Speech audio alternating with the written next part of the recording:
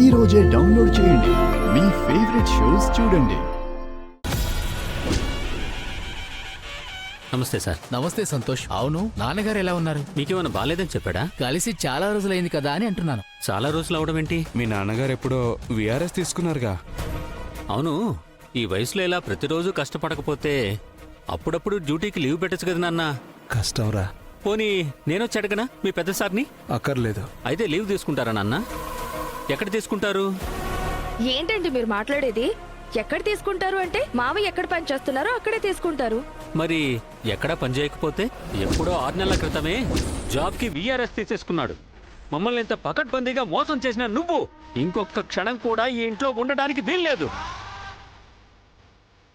పోండి బయటికి.